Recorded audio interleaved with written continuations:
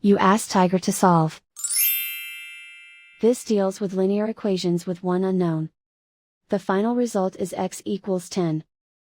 Let's solve it step by step. Simplify the expression. Convert the integer into a fraction.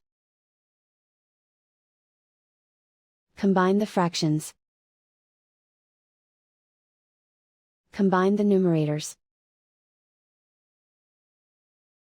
Find the greatest common factor of the numerator and denominator. Factor out and cancel the greatest common factor. Isolate the x.